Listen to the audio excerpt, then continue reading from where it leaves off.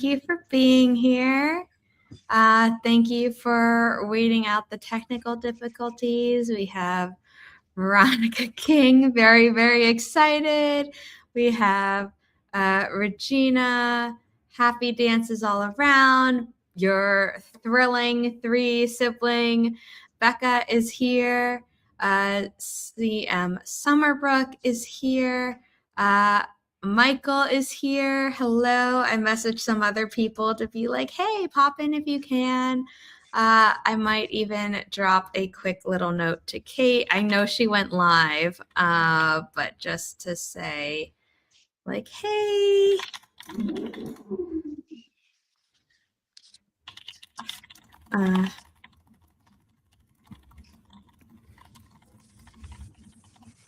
Okay, I just left that. They're doing an hour-and-a-half sprint, so yeah. Oh. They're loving our like matching glasses, kind of. They're both how'd weird. we do that? Like what new, mine used to be bluish, but now they're. So look at us. We didn't even plan that. Hello. Thank you. Michael. We got Michael CB Chen and then author C Michael. I love that they're stacked. That's so good. Okay, let's actually lock in because it is release day.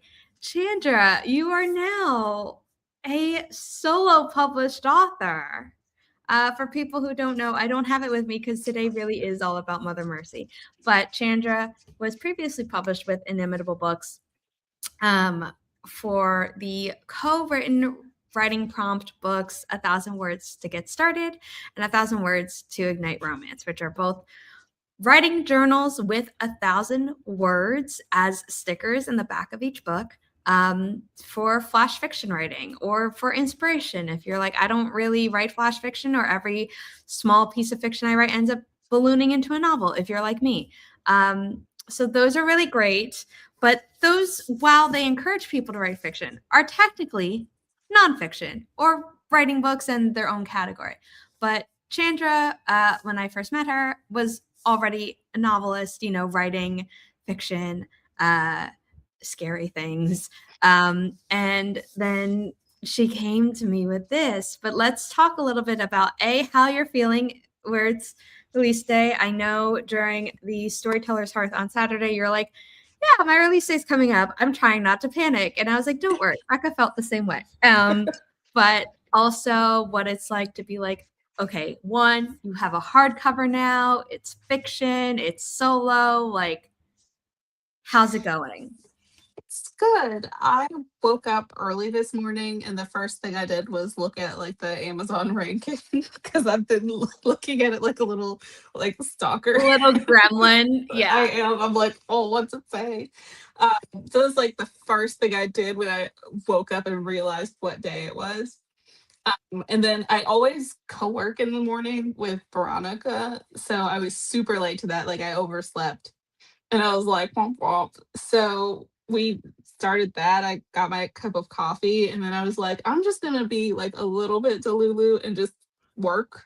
I mean, we're in the top 5,000 of murder thrillers, which I did not know was a category. Also, if you are someone who wants a really big deal, for some reason Amazon has slashed the price in half on the hardcover. Yeah. We did not do that, but like also let's move those books. So if you want that, do that. Yep. Get in there and grab it. It's a good deal. It's a good deal. And it's a hardcover. Any purchase helps. You might have missed the Barnes & Noble 25% off sale that happened 2 weeks ago. 24th through the 26th. I don't know. Like a week ago. Yeah. Oh my God, I don't know it. So this is the hardcover without the dust jacket. So yeah, it's a really good deal. Like it's, yeah. This is cloth and foil, right? Yeah. Like, so for people who don't know, we love our hardcovers at Inimitable Books. There is always bonus content that is not available in the ebook. It won't be available in the audiobook, which is still in production. So I don't have any news on the release date or the links. I do apologize. But we licensed the rights to a great audiobook company and we did pick I forwarded an email and Chandra got to pick the narrator.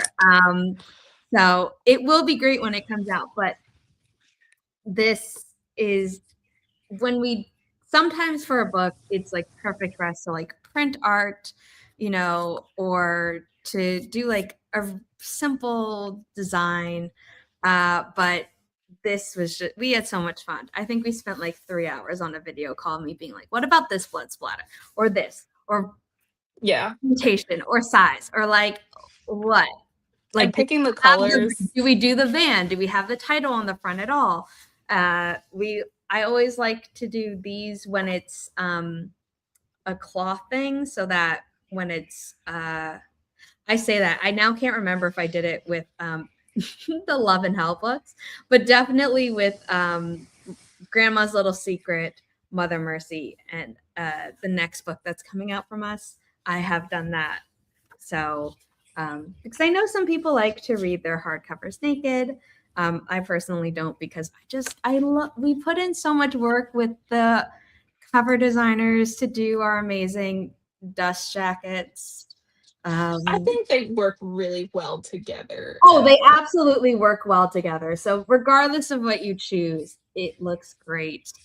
And then we have like the red end pages, because this book is bloody, if that wasn't clear. We have this awesome dedication to the villains. I hope you die screaming. But we kind of got off on a tangent. How do you feel? You woke up early. You checked the Yes. rating, which people can boost by getting a hardcover because it's like $7.73 in US right now on the which is crazy for a hardcover. I know. Like that's cheaper than most paperbacks today. That's cheaper than some ebooks today. Mm-hmm. So like seriously, grab that. And then you overslept for your co-working session with one Veronica King. Mm-hmm. Did you have the session, or were you just like, you know what, let's skip?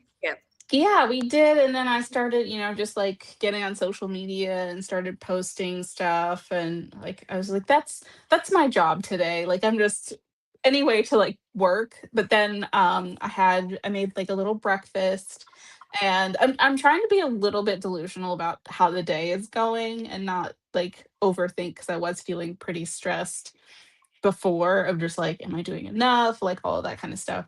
And so after I had breakfast, and I'd already scheduled some posts, I started to get ready and just like pick out clothes to wear and do a few chores around the house. And what else did I do? Oh, Veronica and I realized that we have not had a single release day that we haven't spent on the phone. So I was like, you can't leave me. You're my emotional support release day buddy. I So love that. I love that. Never mind that I'm the publisher and I'm also automatically. but it's like, I know I'm gonna be on like stream with you at some point in time, but I'm like, I know that you're also busy, and I'm just like, this is just like stream of consciousness panic. I might want to recap later. You don't have to do it publicly. Yeah. But I hope it was good. It was really good. And then, of course, I have this afternoon on Threads. I had asked a while ago, and some of the other authors that I follow, and we interact there a lot. I'd asked for suggestions on how to celebrate, and one of them suggested that I go to the spa. So I am going to the spa later today. I love that. Yeah, this is like a process improvement to me, like marking moments that are really big things to be celebrated, that like, I've not really been used to celebrating stuff. It's just kind of like, okay, you did that. Now what's the next milestone? What's the next goal? So just to take a moment and just really enjoy today, even if it is like a little, anxiety inducing or stressful, it's part of the process. And I know that I'm like really grateful. Yeah, no, I love that. Let's talk a little bit about the book. I mentioned that, you were writing fiction before you signed for 1,000 words. You had introduced yourself online as like someone who wrote historical and horror, neither of which this book is. Mhm. And Inimitable has not published yet. So what made you think of this idea, decide to move into the thriller genre? I know you're working on another thriller now, so clearly it's not like a one-off. What was that genre switch like? Was it intentional? Did you need a break from historical? Or what happened? How did It Abby come to was be? it was definitely an accident. I, I had the idea of Abby, and I pitched it, not really thinking too hard about it, of just like, oh, this is kind of what I've been thinking about as I was working on other projects. Because that like 75% mark is where your brain starts being like, you could throw this in a pile and work on this shiny new idea. So I was kind of at that point in a project when the idea really started to come together for me. And I actually started to write this book 2 or 3 times before I actually finished the first draft, because it just wasn't coming out right. And then I think I realized that I had to start differently. And before I could actually get into writing, I had to kind of write the author's note before I was like comfortable with what I wanted to say and why I was writing the story, because I don't remember everything that was happening around this specific point in time, but I remember I was talking to a lot of my friends about some of their lived experiences. And I was like, The author's note is at the back of the book. There is a disclaimer, but she's talking about the author's note at the back, which is yeah, more serious. yeah. And that was really the inspiration. I was just like really angry about a lot of the things that my friends have been through, some of the things that I've lived through. And I was just like, what if all of those people got what they deserved? What would that look like? And that's when I really started to get to know Abby as a character and um, feel more comfortable writing.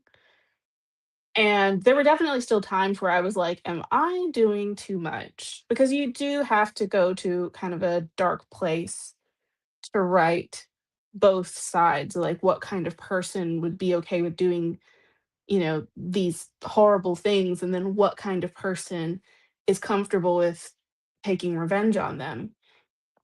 And so, yeah, it was definitely I do read a lot of thrillers, I do wanna say that. I've read a lot of thrillers, and that's one of the genres that I read in the most. So it was a pretty natural switch as far as, like, I didn't have to do a bunch of market research or try to, like, figure out, like, what do most thrillers, what is the pacing like, or how do they read, or anything like that. It was just like, no, I know what the genre is, and I know the ways in which my story will be different, the way the formatting would be different, and just letting it be what it is, because a lot of it did come out in chunks. And when I say in chunks, like, it's like there's blocks, and it's very natural now, I think, the way the story's been edited and everything, and you can see that structure and why it worked out that way. But I wasn't afraid to do that because I have spent so much time in the genre. I know that, like, yeah, there's a ton of different ways that thrillers are formatted. So that part was very comfortable for me. I didn't realize that I was going to debut with a thriller, though. I definitely thought it was either going to be my historical fiction project or my fantasy project. Um, so yeah, that part was a surprise, but the switch was very natural for me. Nice. Um, do we want to talk about how Abby wasn't always named Abby? Oh, yes. The name research rabbit hole we went down. Yes. So initially, Um, Abby was going to be Emma, and I had just kind of pulled that name out of a hat. Um, I think I'd even thought about naming her like Jane to begin with, just like something very like, you Or know, like Jane Doe type of tie-in. yeah. Yeah, because I didn't have a single thought in my head about actual names. And then I wrote the whole draft because it's like, sometimes you just have to pick a name so you can write the draft because the draft needs Yes. to happen. And Yeah. you're like, I'll figure out who the character is later. Uh, so we got all the way through maybe the first and second draft, Yeah. and then realized that I think it's Becca's book, right? Becca. Had our main characters had the same name. And And also both save someone named Olivia. yeah, Which yeah, and was then I even was, stranger. Like Emma saves Olivia in thrillers 1 and 2 of 3. And then mhm. I had to send Kate a very random message. It was like, can we change your character's name to Olivia? And her Yeah, being it was like, just too what? good. And I'm like, I just think this would be a funny through line.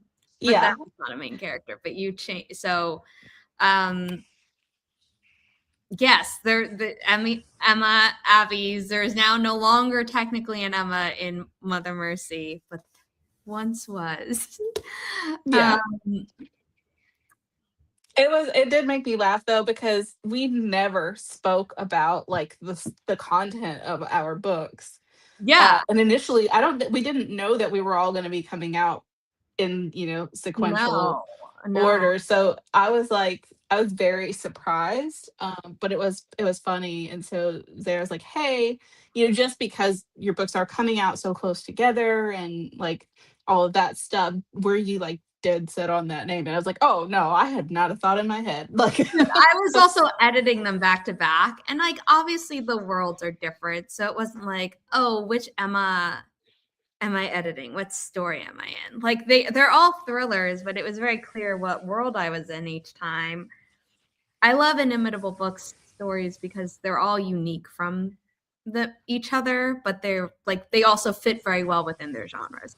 But it was like just for my sanity, could we and readers as well? Like, can we just okay? yeah. I mean, let's be clear. Emma in Becca's book is a white child, and Emma in your book was an adult black woman. But like, just the name difference, I was like, it might be better for everyone just to not Yeah, if you're have gonna to deal read with them back to back, I could definitely, because a lot of people, you don't read multiple books in the same genre at the same time. yeah, Um, or like back even reading the same genre back to back. So if anybody was going to do that, it would have been really weird and probably kind of pulled you out of the story. yeah. I Um, just was like, let's just nip that in the bud if possible. Now, if you had been like, no, I'm really tied to Emma, I would be like, okay, make your case, and I can yeah. wait. But you were like, no, whatever. So then we were researching names, and I think we were doing like a lot of biblical stuff, and we were very mean to her because I think Abby or Abigail means like father's pride and joy or something like Hmm. Yeah, there's a lot of shade in the names in Mother Mercy, like so much. Whether it comes from like the name meaning or like, you know, there's some like Easter eggs for specific people. Um, and that's intentional as just kind of like a nod, but all of the characters are fictional. yeah. But yeah, the names have a lot of shade behind them, so I don't Yeah. want I any mean, confusion and if about you that. get to, later in the book, you find out that maybe Abby is a chosen name, not even a given name. Mhm. And the meaning of that one was us being like, ha ha. Yeah, it was good. But I don't did we change the mother's name? Because I think that was no. Yes, we Did we? it I had something in my notes initially, and by the time I got done writing everything, I was like, no, I hate that. It's not gonna work. Um And so that one was changed, and then we settled on what it is in the book. Yeah, because I like in my head, the mother was always named Tara, and then we get to eventually you find out what Abby's birth name was, and it was like, oh, this works on so many levels. But Yeah. Abby, we were a little bit like, oh, father's pride and joy, huh? Yeah. That worked very well. And I was pleased. Once all of the names were like set up, I was like, this is what I wanted. This is how I wanted it to feel. We're joking because Abby in the book makes a joke about how she has mommy and daddy issues. Yeah.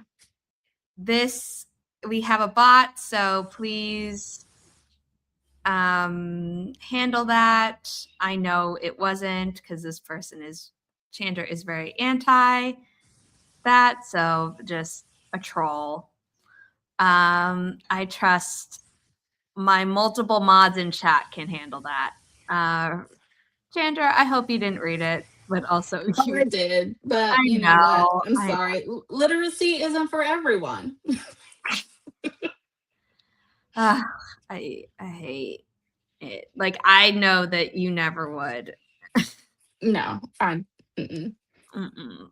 And no AI was used to edit it the way Shy Girl was, which is on the author and the publisher, to be like, I use and AI, and it's like, well, it was used in the final product. So and we also include in the on like the copyright pages that this is not to be used for training AI yeah. either. I It's also highly doubt that the person who claims this had the book at all in any form. yeah. So um Yeah, people are just honestly throwing a lot of shade anywhere they can and will also, about I stuff hate like that it's that.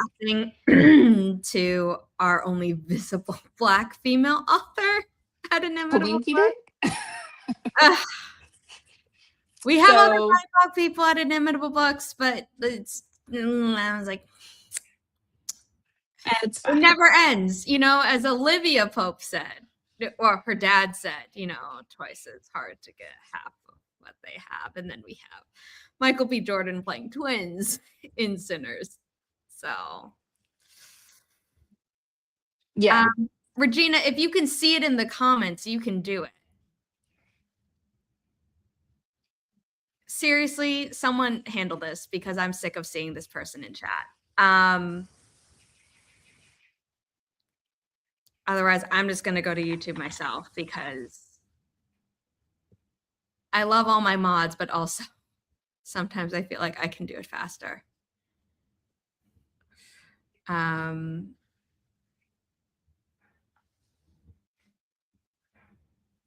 Okay, they're no longer showing up on YouTube. So hopefully we'll stop seeing them in StreamYard because they just won't be allowed to comment, or I don't know. I'm just going to click delete comments so we don't have to stare at them anymore in StreamYard because that's rude. Whoever did it, thank you. So thank you. I'm sorry about that, Chandra. That was shitty. I mean, the trolls be trolling. That means we're like succeeding, right? I That's how I'm know. gonna take that. Yeah, I mean, haters gonna hate. Also, the higher you rise, the more people want to see you fall. So, but let's talk about men behaving badly Oh, because we yes. just had an example. Not nearly as bad as here, but Yeah. That was actually a lot of those are conglomerations of like experiences that I was either like a witness of, or some of them were like, you know, I feel like every woman has experienced some form of something. Um and so it's unfortunately pretty easy to come up with villains. And so I was just like, I think the part that was hardest, and I would definitely message Veronica all the time being like, am I doing too much? Is this too graphic or too detailed? Because I didn't want it to be like just for like kicks, just for shock value. I wanted I wanted Abby to come across as still likable, still a character that, that we can care about and understand the point she's coming from, because for her, she really does want the punishment to fit the crime every time. And so what do people do that is deserving of the kinds of things that she does? And having to come up with that and make each thing different, but also, coming up with the punishment and the crime, that was challenging. Um, but also coming up with the crimes was, for obvious reasons, not as complicated as I would like it to be. I know it should have been much more. We would hope that it would be an act of pure imagination. And instead, you really only have to open a newspaper Yeah. or a Yeah. news app or a news website. Um, Yeah. Now the places in the book, some of the locations, like I think all of those are locations that I've actually been to. So that made it easier, like as far as the settings, and some of the settings are houses that I've either like lived in or visited a lot, or I'm very familiar with. Um, there's references to like some places. If a person were to know enough about my background and then the kind of church that I grew up in, there are places that you could reference and corresponding news stories. I didn't want to tie them directly to the story, not because I can't, but because that's not the focus of the book. But I just kind of wanted to give a nod to people I grew up with who really went through it at those places, some of those institutions. So those are incorporated, especially in this settings. Like I said, all of them are places that I've been. And because I traveled so much growing up, that was easier, and honestly, easier in that I don't have to like go and try to find a place and be like, oh, I've never been there, so it's really weird to describe it. But on the other hand, there's this, I've not lived anywhere for a terribly long period of time, so you have kind of this surface level knowledge of the location. And yeah, I think that was part of what I wanted to convey, of like the transient nature of the work that Abby does, where she's not in any one spot for so long, um, that she is familiar with an area, but she doesn't know it. Um, I and mean, so, also she can't really, because otherwise, yes, yes. And that part was like the part of Abby that I especially identified with, because we did move so much when I was a kid that it was hard, like, to really get to know an area. yeah, also kept you more isolated. But I would say that's more similar to how the victims in the book feel than Abby, although obviously Abby is very isolated in her work because she can't have too many people knowing about what she does because those are liabilities. Yeah. Yeah. And I think that's also where her relationship with her mentor becomes so important, because that is like the one tether that she has.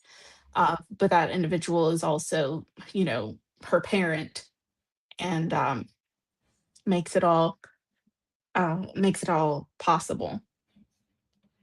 Yeah. To the people who've come in and are not trolls, who might have been a bot themselves, accusing Chandra of using AI as if. Um, If you have a question for her about the writing of the book, if you've read the book, a question about the story without being spoilery, leave it in the chat. Be sure to include a question mark so that StreamYard can do what they do now, which is lovely, where they add a question mark icon next to them. So it's very easy for me to find. We'll be doing a Q&A in a bit. But Chandra, would you like to read part of your story? You read the prologue in your cover of the live stream.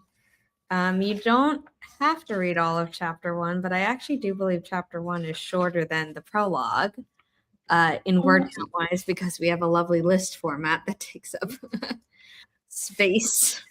Up to you. Or if you'd want to read something else, like someone's morning routine, but that is also very exhausting in a lot of words, so maybe that's not the best. Let's see.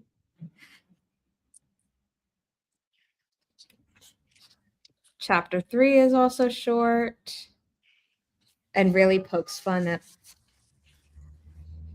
at the lack of cybersecurity.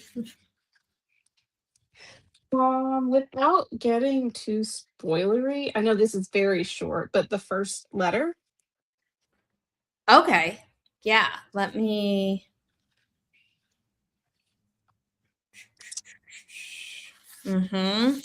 For the physical hardcover, page 12 for people with the ebook, chapter 2. After a few paragraphs of, story. So for people who don't know, Abby is our main character. She gets letters, or the organization that she works for gets letters from victims of abuse asking for help. And her mentor / parent figure / handler, all of the above, Q, type of character, or Alfred, or whatever you want to say. I said Q. Maybe I meant M. It's been a while since I've seen. Yeah, M. Yeah, M. There we go. Those, but yeah. So this is the first letter that we see in the book. Dear Mother, I know you get a lot of these. I can't imagine I'm very high on your list, but if you could find it in your heart to help me, I would be forever grateful. I have no one else to turn to, and I'm afraid. I can't live like this anymore. I'm not safe here, but I have no place to go. He's hurting me.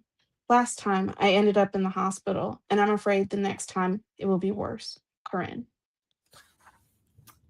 Yeah. And if very quickly, if I could read the paragraph after, that's the narration, if you don't mind. Told from Abby's point of view. I don't know exactly how Priscilla gets the letters, but when she does, she uploads them with the dossier of all the details she can get from me and all the information I need to track down my target. So just a little bit of how Abby works. So let's do some of the questions, because I have one that can lead into Veronica's question. Regina has asked 2 questions, which is great. Other people in the chat, be sure to ask your own. But if you have asked one, it does not preclude you from asking more. So my question is of the different cases in the book, was there one that challenged you more than the others? I think the first one came the most naturally. Sorry, excluding the prologue, because that's not technically a case. Yes. So excluding the prologue, the first case came the most naturally. The second one was harder to write from the perspective of like just the content warnings, which are all listed. That one was harder to write because of that. And then the third case was difficult because of the escalation. And I felt like the other characters, I had a better grasp of how everyone was feeling, but there was a lot going on with, that last case gets things stuff and things. And so Things aren't as they appear necessarily. You don't know. It's not as cut and dry on purpose at yeah, first. and so that was really like trying to weave it all together, not leave out any details, but not like spoil anything as I was writing. That Yeah. one was probably the most technically challenging to write. Because I know Amara was messaging me as she was reading it, and she was like, "Oh my god, is this person involved?" And I just like didn't reply. I'm pretty sure I was just like, "You need to keep reading," it was great. So you did that really well. I know we had worked on the end because sometimes you're writing a draft and you're just like, oh, I just want this done, and the pacing can get wonky, and it's not just you. I do it too. You mentioned earlier where sometimes you're like 75% through a book, a project, and then your brain's like, let's work on a new thing. So even if you have the um, discipline to be like, no, I can't work on the shiny new thing yet until it's done. You might rush the thing to get to the other. So we did some edits on that, and I think the end came out really, really well. Yes, I think too. I knew there was a part, and Zara, you'll know this part very clearly, where like within the editing, I was like, this is missing something, Yes. and I don't know what it is. And And then then it you like made a hit joke me. and was like, what if I made it worse? And I was like, okay, but what if? And you're like, I was joking. And I'm like, I'm not. Yeah, and then I proceeded to make it worse. So So good. When we say make it worse, we mean like more unsettling, worse for the people that Abby is going after. Maybe yeah, works for Abby as well because she's our main character and she must suffer for the plot. Uh, yeah, but it's not even for the enjoyment of the reader necessarily. It's for the experience of a good story, which hopefully readers will enjoy. But like I said, it's very unsettling. So it's not you're like, oh, this is fun. yeah. No, that was honestly that part that was added. That was very unsettling to write. Which is good because it came across. I was like, okay. You're like, oh, I did that. Mhm. Yeah, Um, that was a time. So, is it safe to say that the scene we are vaguely talking about was not one of your favorite scenes to write? And if so, what is one that you can say was a favorite to write? I mean, I And it doesn't have love to be it was happy because there are very few happy scenes in this story. Are there yeah. scenes? I think her at the beach is it. No, that one it starts out happy. It's like I this know and what I then mean, like like in the yeah. present, it's the happiest thing that's happening, but it's very closely tied to it. This is not happy memory. So Yes. Um, I really enjoyed writing the prologue. Honestly, I think I wrote so I hand wrote the first 3/4 of the book, I think, sounds in about just like a notebook. yeah. And I most of it had been like notes up until that point, and then I actually started writing, and I wrote the prologue, and I was like, "Stop it right now." Like, I have the tone and the vibe for the book, and I felt super good about that. Um, Sorry, Riley's demanding food. She's not supposed to eat today because she has physical therapy later. no. But favorite scene the cooking scenes. There's so much food in the book. I was surprised by how much, I like know there's a lot of food, which is so funny because people who have sensitive stomachs should probably read the book on an empty stomach. yes. But there's, like, a lot of food. I think those were maybe the comforting moments too for characters, the essence that made things, like, almost homey or also, kind of Abby's longing for that sense of home. So the cooking scenes, I think, were some of my favorite. Yeah, I like those. Most of them go horribly wrong in some capacity or Yeah, lead into something. there's that. Yes. Uh, Regina, when I was reading the book, I made a list of people I wanted Abby to go after. Don't worry, they are hopefully all alive by now. Well, I can think of a few who are definitely still alive. Did you ever surprise yourself during the process with how your vendor decided to get even? I know, Riley, I know you talked about punishment must fit the crime. We actually talked about why she needs to not intervene and to make that clearer to the reader. Because I was very much like, we need to not have it seem like she's just viewing this as a voyeur. Hmm. And Amara pointed out, what came across to me was how much care and love she has for the victims of the abuse, which was super important to both of us, not just as unfortunately victims ourselves of some bad stuff, but also like this is a sensitive topic. We don't want it to seem like it's gratuitous, like it's for a perverse enjoyment. But punishment must fit the crime. You mentioned having to think of the crime and then the punishment, but I guess Regina's question is, did you surprise yourself in any of those? That last one where I added more, Yeah. like already in the editing process, the addition did surprise me. Um, because it was one of those things of like, yeah, this was a thought, but I was like, definitely not gonna write that. And then I did write it. So that was, yeah, I did not initially, that's not something that I would initially have just been like, oh, I'm gonna write, this.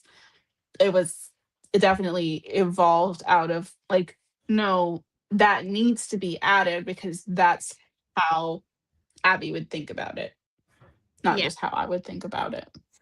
Yeah.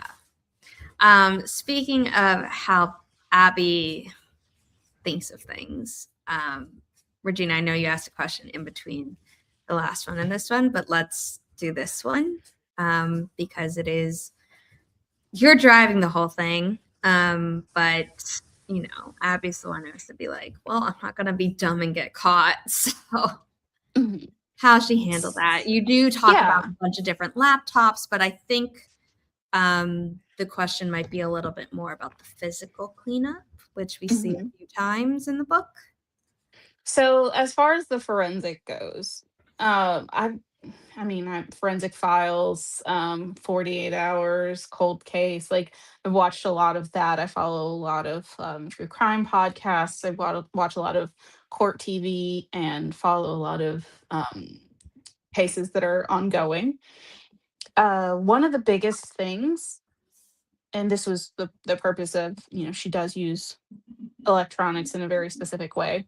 So that's one part of the forensics. The other thing is people who commit crimes like these in the real world typically get caught through the lies that they tell and the ways that they try to cover up the crime. So that's why I did not include an elaborate process of like trying to cover it up. The other thing is, Addie doesn't want to cover it up. The whole point is these people did really horrible things and everybody should know and the person deserves to pay. And here's the crime and here's the punishment. So she's You not, just can't be linked to it. yeah, she doesn't want to be linked to it because she, how else will she continue to do what she does?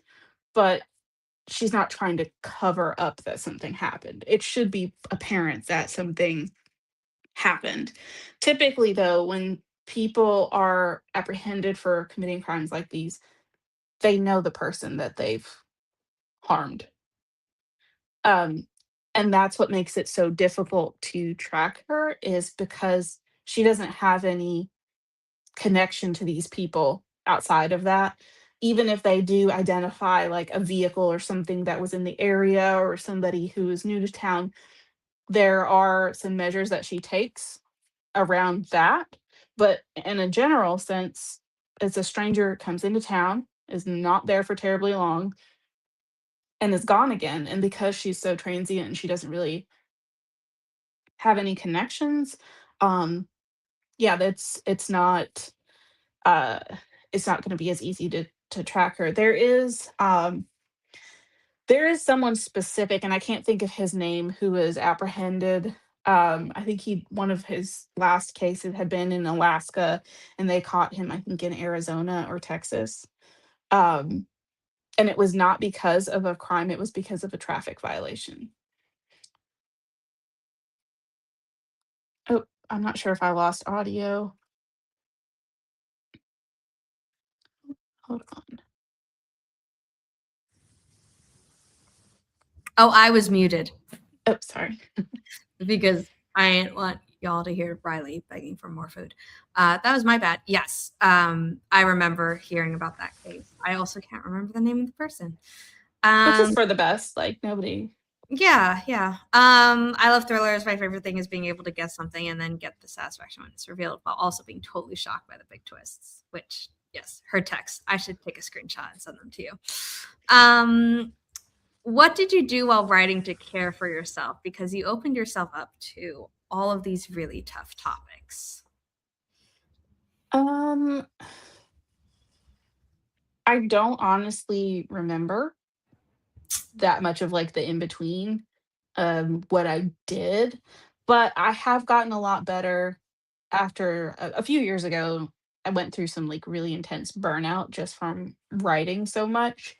And so I've gotten a lot better at creating some separation between like writing time and then other activities.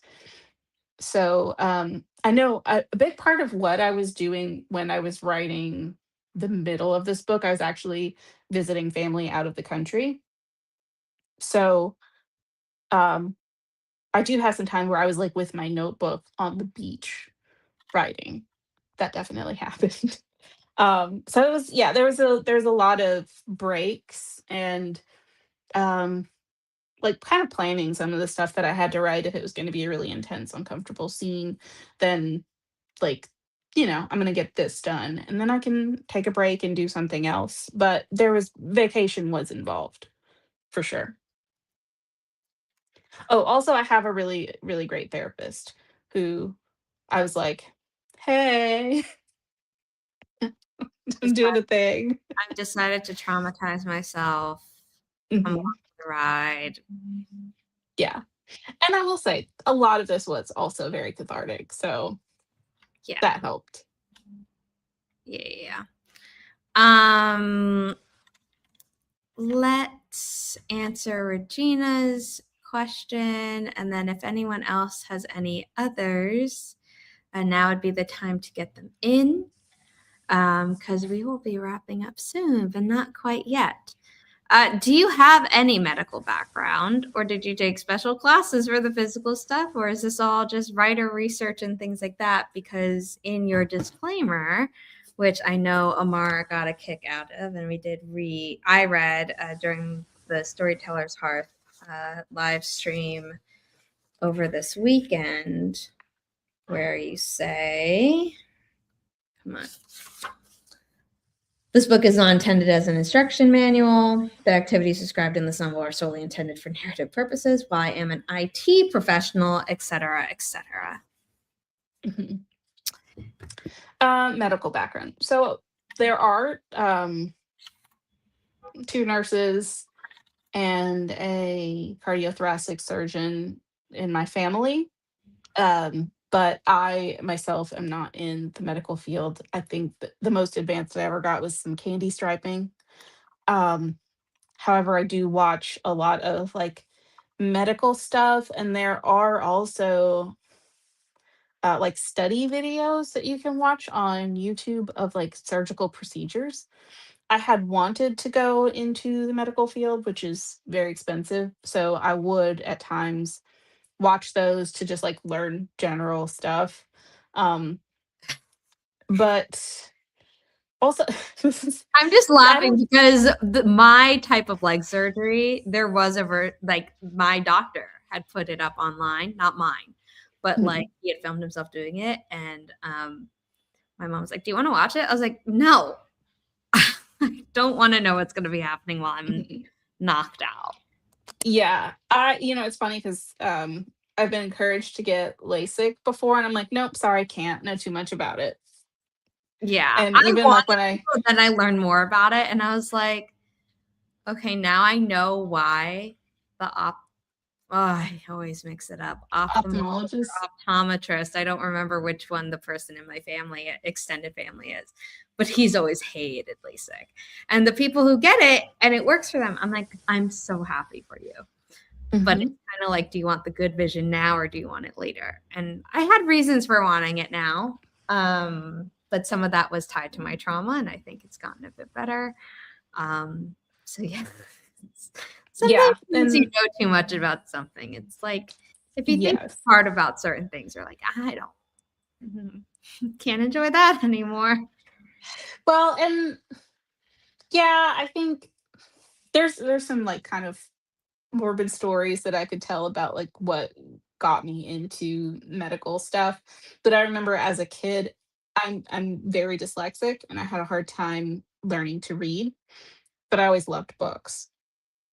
And so there was an encyclopedia set, like medical encyclopedias that my grandparents had, and it had the like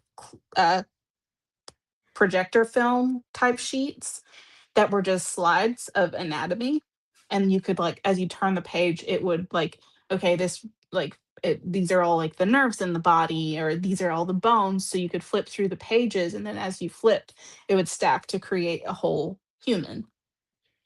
So since Oh I couldn't yes, I read, think I remember those. yeah, and since I couldn't read well at all, like I could barely read, um I would just sit there and I would just flip through that book. So that was kind of part of my initial stuff, and then I did start memorizing a lot of, like, the bones, um, and muscle groups. I had an app for that, and then I do read, medical papers as well.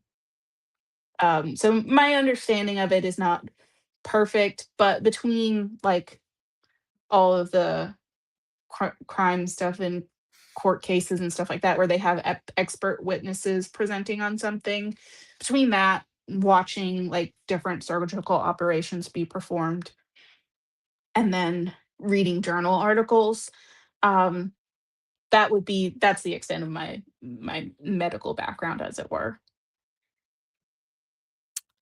Got it. Got it. Um, was there stuff that you didn't have to research? This is a question from me that I just thought of. Stuff that I didn't have to research as far as like the medical side, or Just like anything in the story, like things that were maybe pulling a bit more from your personal experience. Because even with the medical stuff that you just explained, like is part of your personal experience tangentially, it's still stuff that is not like necessary second nature to you. Mhm. Like, whereas um I would expect the IT stuff to be a little bit more, even if you're like Googling, like, oh, what's a way that I can explain this to normal people who don't work in the field type of thing. yeah, so with the IT stuff, it's kind of like the more that you know, the less you feel like you know. And there's always going to be somebody who's more experienced or more specialized. And with IT, it's they're like so many of the things that she does are actually specialized and would be designated to different areas and different groups. Um, so not everything she does is going to be perfect. My knowledge of it isn't perfect or even, the best way, but I think they were practical things that an individual could do if they were in her situation. Um, it The other thing is I'm very big on write what you think you know and research, because I know there are some books that I've read where I'm like, that's not how that works, or that's not what that's called, or that doesn't even look like that. Um, and it's all something where you've made an assumption as an author, and that assumption actually turns out to be wrong, but you were confident that you knew about it. So I tried to, and I'm sure I didn't do this everywhere. I'm sure someone will go back through and be like, "Ha, you missed that." And I'll be like, "Sure enough." You're But human.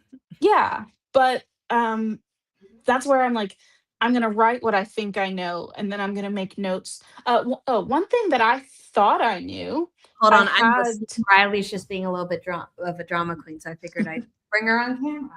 Oh, good. One thing that I thought I knew was in reference to there's a district attorney that is mentioned in the book, which is very common. Most places do have a district attorney, but in this specific jurisdiction is actually a Commonwealth's attorney.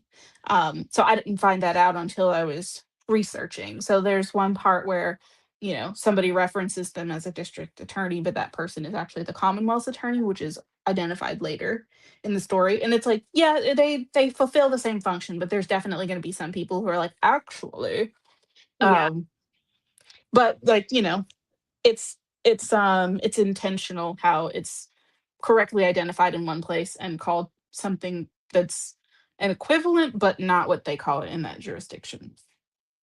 Yeah. If you want to show off any of your fur babies, you can. She's a little needy today. My one is over there with her feet in the air on her back. There is a dog in the book. There is implied mistreatment of said dog, but the dog gets a better life.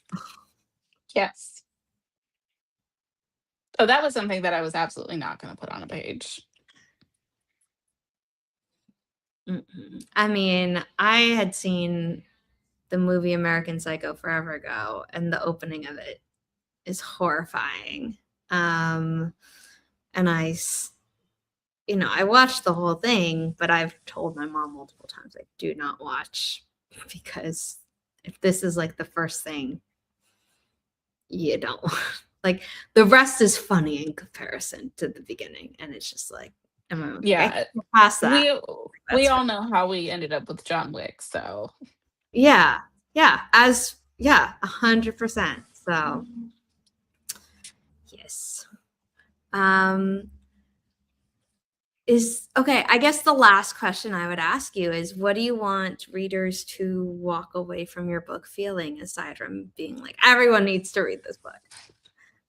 I think, from what I've seen in the reviews is like people get Abby, and that's the biggest thing. I do want people to get Abby, to understand why she does what she does and why she takes that approach. Um, and I think recognizing that there are people in the world who have lived a lot of those things and have that same empathy for those people, because there's more than you realize. And not everybody has Abby to show up for them and Or a bring way to about get that. out themselves. Yeah. Yeah. And so I want people, I wanted to leave people feeling less alone and to know that there are people who see them even when they don't feel like they've been seen. Yeah. I love that. I just want to go back to Amara's early comment, because it's also in her review, basically, where it's like, it's not gratuitous. There is love for the victims, even if she does not step in immediately. And this was done with a lot of thought and care. We spent a lot of time on this lovely list of trigger warnings. Yeah. Try and encompass everything so that our readers are taken care of. But also, like, not spoiling the book, which is some people's complaint about trigger warnings. There are people who you can skip a trigger warning page if it doesn't apply to you. The point is that it's there for the people who need it. I I don't fully know that like murder and death were needed specifically, given one implies the other, and we know what she does. But we were just like kitchen sink, take care of people. Yeah, I'd rather have it all on there than to have somebody be like, "Well, I didn't know, and Yeah. it took me by surprise." I'm like, "Well, it is a thriller, but also." Yes. And, Chandra's website and even the Inimitable Books website has the trigger warnings listed on the book page. But if you know someone who might be interested in the book, or you have come to this live stream trying to see if you're interested in the book, and you are now like, yes, I am. It turns out Amazon decided to slash the price for the hardcover like in half, and it is currently $7.73 USD, which is less than a lot of ebooks. I think we have your ebook priced at $9.99. Mhm. Um, if I remember correctly, and I actually did that change last week, so that it would be in line with the Mother Mercy ebook. Let's see. Yeah, the ebook is $9.99. So you can get this gorgeous hardcover with this gorgeous dust jacket and this awesome under the dust jacket and a devastating bonus chapter that is only available in the hardcover, and is not in the ebook and will not be in the audiobook when that eventually comes up. Yeah. Yeah, help us sell copies if you prefer to get yours from a different retailer. Those are on the Inimitable Books website, including Bookshop, which can support indie bookstores. You can either select an individual one to support, or it just goes into the pool that then gets distributed to all their indie bookstore partners. We have a signing on Friday at Barnes & Noble, Atlantic Avenue in Brooklyn, New York. If you're going to be in the area, please stop by. We will be doing an author talk with me asking questions again.